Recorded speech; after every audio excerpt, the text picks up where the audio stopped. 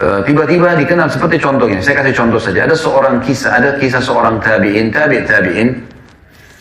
dia lagi duduk dia dulu sering belajar sama gurunya, sama syekhnya, seorang tabi'in. Dan dia sama dengan teman-temannya.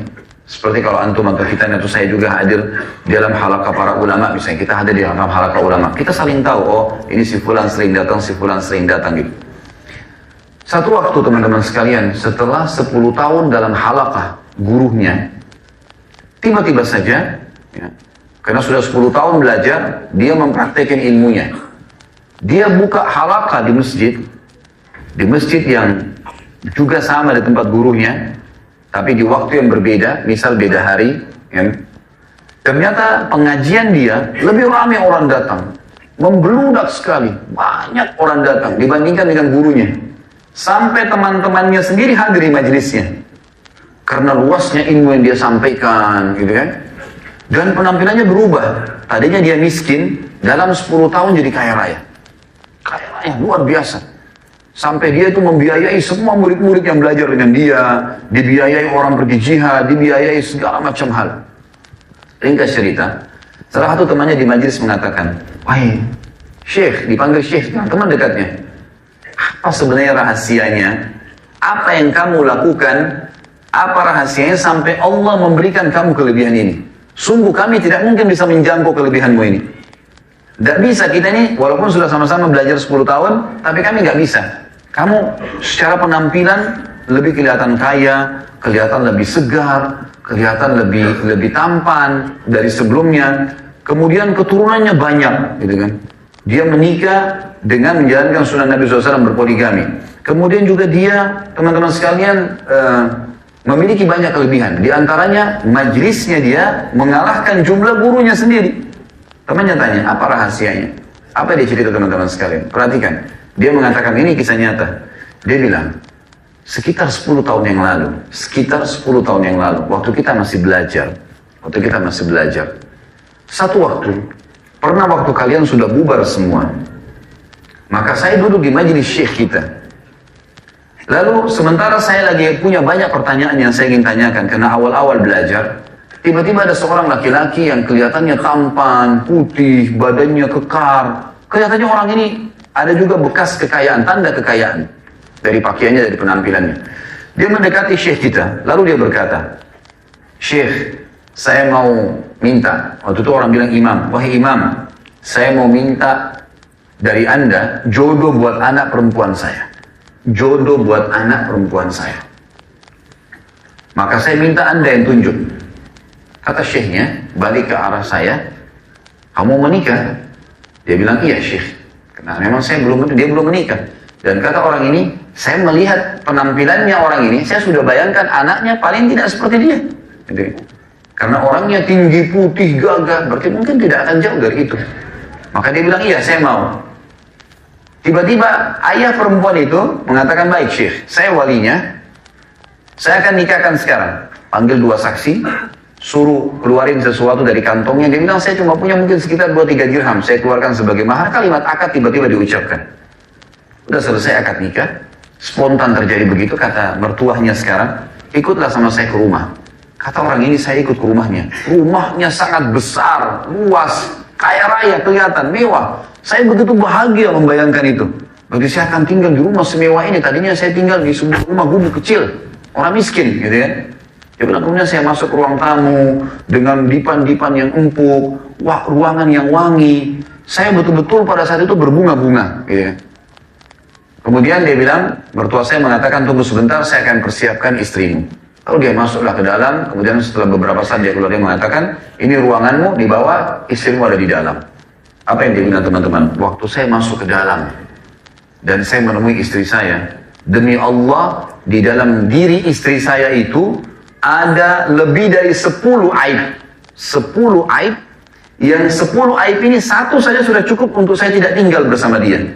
Matanya rusak, telinganya tuli, ya, rusak kulitnya, rusak. Sebagian-bagian kepalanya, rambutnya rontok. Badannya lumpuh, kakinya nggak bisa jalan. Ada 10 aib. Satu saja sudah cukup membuat saya tidak bisa bertahan jadi suaminya. Spontan saya mengatakan saya mau ceraikan. Maka perempuan itu sambil merangkak memegang kaki saya dan berkata, tolong jangan ceraikan saya. Walaupun kau tidak menyentuhku, biarkan aku punya status suami. Sehingga aku meninggal bisa mendapatkan surga dari ridho suamiku. Mendengarkan kalimat tersebut, aku teringat sabda Nabi SAW. Kalau wanita meninggal, gitu kan, dengan ridho suaminya, maka dia akan masuk surga. Maka dia bilang, saya bertahan 10 tahun, tidak ada yang tahu kalau istri saya seperti itu. Bertahan. Melihatnya saja sudah menjadi sebuah beban jiwa. Dia bilang, saya bertahan. Subhanallah, baru saja dia bilang tahun ini, tahun ke-10, istri saya meninggal dunia. Pada saat dia meninggal, Allah yang maha tinggi dan maha pemurah membukakan untuk saya dunia ini. Di depan mata saya tiba-tiba saya dapat modal, saya bisa bisnis, saya usaha. Mertua saya meninggal, semuanya terwariskan, diberikan kepada saya. Dihibahkan kepada saya sebelum meninggal. Pada saat sudah dihibahkan dia meninggal, maka tidak ada masuk, karena tidak ada warisan. Anaknya cuma anak perempuan tadi yang cacat itu. Orang dia bilang, saya jadi kaya raya tiba-tiba. Kemudian saya tiba-tiba entah bagaimana, saya begitu memiliki pemahaman yang sangat luas. Apa yang saya pelajari 10 tahun dari guru kita ini, semuanya melekat. Sehingga saya bisa membuat pengajian, dan seperti kamu tahu, banyaknya orang datang ini justru setelah cobaan itu datang. Lihat efek daripada balasan teman-teman sekalian. Kadang-kadang, Allah subhanahu wa ta'ala ingin meninggikan derajat seseorang. Tapi, dia nggak bisa sampai itu, kecuali ada cobaan dulu. Baik di dunia maupun di akhirat. Tadi salah satu contohnya saja. Kalau di akhirat teman-teman, ada derajat mungkin di surga. Harus kita 100 tahun sholat malam, 100 tahun puasa, 100 tahun baca Quran. Tapi umur kita cuma 60. Tapi Allah mau kita sampai di derajat itu. Bagaimana caranya? Kita diuji dengan penyakit 10 tahun. Kita diuji dengan susahnya hidup. Minta-minta sama orang mungkin, mengemis. Gitu kan. Dan beragam macam cobaan. Tapi satu jawaban teman-teman. Selama kita berada di real agama yang benar, maka pastikan kita tetap akan berada di jalan yang benar. Dan juga tetap kita makan, tetap kita minum. Cuman ada cobaan yang sedang berlalu. Dilalui dengan satu kalimat rahasia, yaitu sabar. Baik, saya kasih definisi sabar teman-teman sekalian. Sabar adalah seseorang menerima takdir Allah yang sedang terjadi padanya. Dia sadari atau tidak sadari. Sesuatu yang sedang terjadi pada seseorang, takdir Allah, dia menerima takdir Allah yang sedang terjadi padanya. Dia sadar atau tidak sadar. Artinya, sengaja sehingga terjadi sesuatu atau tidak sengaja sehingga terjadi. Lalu kemudian dia berikhtiar mencari jalan keluar tanpa keluhan. Dan sabar ini masuk kata ulama dalam dua hal. Sabar dalam ketaatan kepada Allah dan sabar dalam meninggalkan maksiat kepada Allah. Masuk dalam dua hal. Baik, sabar yang pertama teman-teman dalam ketaatan Allah. Seperti antum hadir di majelis ilmu. Ini butuh kesabaran. Duduk sejam, 2 jam, 3 jam dengarin. Kita pegang, itu butuh sabar juga. Tapi ini karena umumnya orang mengetahui dia akan dapat ilmu, dapat sesuatu, maka dia bisa lakukan.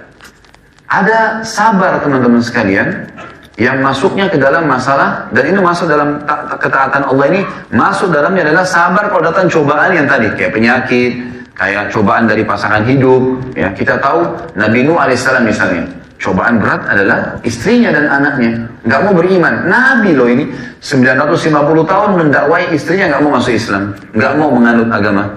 Bagaimana dengan antum yang istrinya mungkin tadinya belum paham sunnah misalnya? Antum baru sebulan, 2 bulan, baru setahun dakwai terus sudah mengatakan saya ceraikan saja. Karena nggak mau ikut sunnah. Sabar akhi. Bagaimana banyak akhwat kita, memang awalnya dia sama suaminya bebas. Kemudian dia dapat hidayah, dia ikut sunnah, suaminya belum. Sudah saya nggak bisa sabar nih, saya nggak mau jalan sama dia. Bagaimana dengan Nabi Nuh alaihissalam bersabar 950 tahun mendakwai mereka? Gitu. Apalagi ini hanya sekedar belum memahami, belum masuk iman dalam hatinya. Sudah cukup dia sebagai seorang muslim. Berapa banyak orang tidak sabar teman-teman dalam rumah tangga. Hanya karena masalah sedikit kebutuhan tidak terpenuhi. Apalagi kadang-kadang yang sangat disayangkan dalam menerapkan syariat. Pasangannya lagi terapkan syariat, lagi sholat di masjid, lagi pergi ke pengajian, atau sibuk dengan jihad di jalan Allah, atau melakukan unsur poligami dalam agama. Semuanya dijadikan masalah. Tidak ada kesabaran dalam menjalankan ketaatan Allah. Ini perintah Allah subhanahu wa ta'ala. Allah yang memerintahkan satu perbuatan, jihad. Ya setiap muslim harus sabar suaminya pergi jihad, gitu kan? Mengharapkan pahala itu bentuk ketaatan kepada Allah. Si laki-laki juga suami pergi jihad, dia juga harus sabar. Dia jalani itu untuk mendapatkan fadilah sedang Allah janjikan. Begitu pula sabar dalam meninggalkan maksiat. Akan terlintas teman-teman di dalam hidup kita semua, saya dan antum semua, ikhwat dan akhwat semuanya. Tidak ada orang yang tidak terlintas di dalam hidupnya peluang bermaksiat. Pasti terlintas peluang itu. Syaitan akan membuka 1000 cara. Satu gagal, yang kedua, gagal yang ketiga, yang keempat. Dan dia jeli melihat kelemahan seseorang mungkin bukan di zina misalnya, bukan di lawan jenisnya. Dipindahkan sama dia mungkin cinta harta. Jadi harta tidak, apalah, suka menceritakan aibnya orang lain. Celah mana yang bisa, dia masuk. Dan 1001 jalan untuk dia lakukan agar kita melanggar. Sabar. Tolak ajakan itu. Suruh berzina, tolak. Butuh sabar memang. Duh, ini perempuan luar biasa punya kelebihan. Lagi ngajak saya berzina, ngajak kenalan, ngajak ketemu. Tapi agama larang. Sabar. Harus kokoh. Nggak boleh kita jebol di situ, gitu kan? Karena memang akan ada hasilnya ya. Sabar dalam menahan itu, nanti efeknya. Dan umumnya ulama mengatakan, sabda Nabi SAW, al-jaza' min jinsil amal, balasan akan datang sesuai dengan kadar perbuatan seseorang. Kalau cobaan kita, terbuka pintu maksiat teman-teman sekalian. Kemudian itu dari lawan jenis, berarti Allah akan mudahkan kita kalau lulus di situ ya. Allah akan berikan kita balasan kebahagiaan dengan lawan jenis, tapi dengan halal, pernikahan. Kalau cobaan di harta, kita ada kesempatan setan bukain peluang untuk buat nota palsu, untuk mencuri, untuk rekayasa data, untuk A, B, C, atau kerja di tempat haram dengan gaji yang besar. Sabar akhi, jangan terima, nggak boleh, haram-haram. Nggak boleh ukhti, gitu kan? Boleh kerja tadi buka cadarnya, atau buka jilbabnya, atau A, B, C. Tinggalkan, sabar.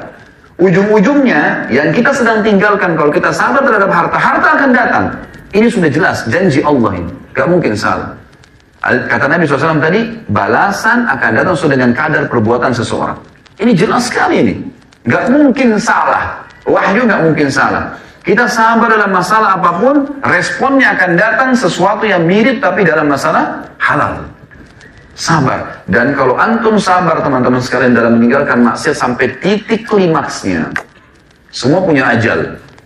Semua punya ajal. Kita sakit, akan tiba ajalnya. Ajal maksimal tentu orang meninggal dunia. Tetapi ada orang sakit, misal antum lagi flu, antum nggak berobat ya. Tentu sabar tadi saya bilang adalah menerima takdir Allah, lalu ikhtiar ya. Tapi ada orang tidak berobat. Antum flu ya sudahlah flu, nggak usah berobat, nggak usah minum obat segala. Kalau dekat ajalnya, misal Allah sudah tentukan sakit itu seminggu teman-teman. Di hari-hari terakhir sebelum antum tiba ajal sembuh penyakit itu, Allah akan mudahkan antum minum obat. Terdorong untuk minum obat. Ada jalan keluar dikasih. Allah SWT akan berikan sesuai dengan ajal. Jadi tidak ada sesuatu yang tidak akan dilampaui. Kalau antum sudah hadapi musibah, seberat apapun teman-teman sekalian, yakin fa inna ma'al usri yusra. Pasti janji dari Allah, gitu kan? Puncaknya kalau seseorang pun sampai meninggal dalam cobaan seperti Sumayyah radhiyallahu anha, seperti Yasir suaminya radhiyallahu anhu, puncaknya kata Nabi SAW, sabran ala Yasir, fa inna maw'idahumul jannah. Sabarlah wahai keluarganya Yasir, Nabi sudah tahu nih akan terjadi pembunuhan mungkin. Tapi kalaupun sampai mati, pasti kalian akan masuk surga. Pasti, ini mati, udah surga, udah selesai. Itu puncaknya. Tapi di dunia teman-teman akan datang. Saya sudah kasih contoh tadi, seorang syekh itu. Dan banyak sekali kasus seperti ini, subhanallah. Hampir rata-rata para ulama, para teman-teman da'i-da'i yang kita kenal gitu kan. Itu kalau subhanallah kalau kita duduk, dengarin ceritanya, ada aja cobaan yang diceritain sama dia. Kalau kita sebutkan kira-kira seperti apa masalahnya, ada sesuatu yang antum hadapin. Kalau dia mau jujur, atau dia mau ceritakan, maka dia akan ceritakan sesuatu mungkin tidak masuk di benak kita teman-teman sekalian. Apa yang telah terjadi pada mereka. Cobaan demi cobaan yang sangat berat, tapi karena mereka sabarin, terima sebagai takdir Allah, kemudian dia ikhtiar sesuai dengan hukum Allah yang terjadi. Gitu kan? Maka insya Allah akan ada hasilnya, pasti.